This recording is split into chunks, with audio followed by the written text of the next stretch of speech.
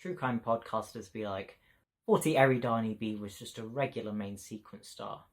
Until it wasn't. Hello, welcome back to the channel. I'm Seti, a PhD student in astrophysics. Today we're going to be covering a paradox that had no name at the time, so I've just made one up. Most stars are in the main sequence part of their life, most of which are roughly the sun's mass or lower, meaning their lifespans are pretty long, roughly the age of the universe.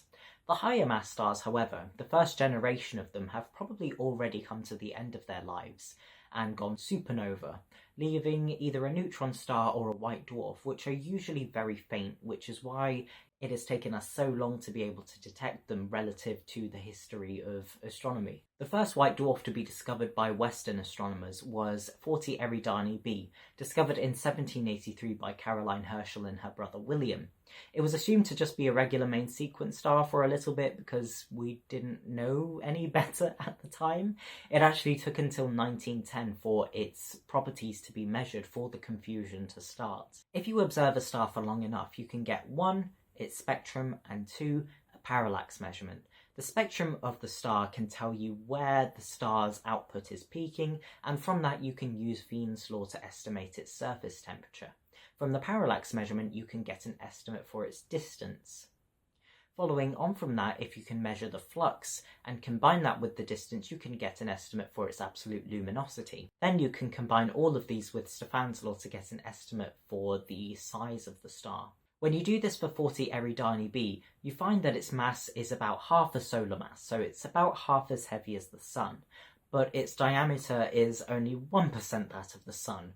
So 40 Eridani B has to be majorly dense. There were numerous people working to solve why 40 Eridani B was so very dense, but I quite like this quote from Sir Arthur Eddington in one of his books called Stars and Atoms on page 49. It says, "The message of the companion of Sirius when it was decoded ran, 'I am composed of material 3,000 times denser than anything you have ever come across.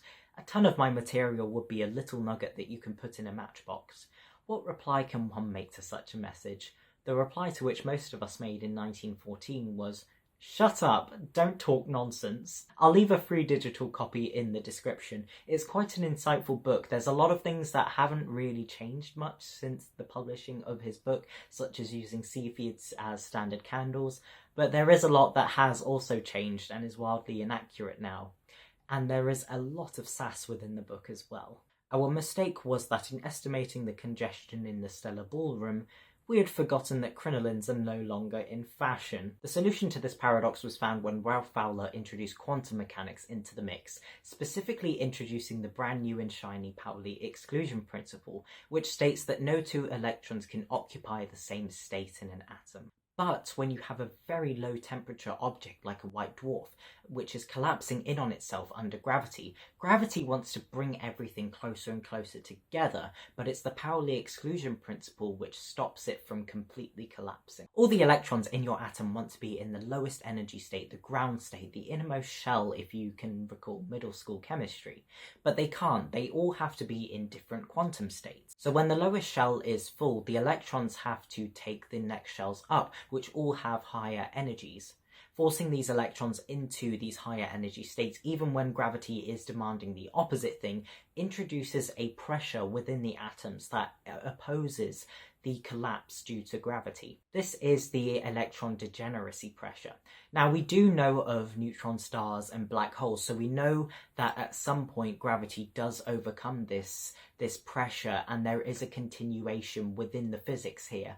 But for the purposes of the paradox, it just means that we've been able to solve it.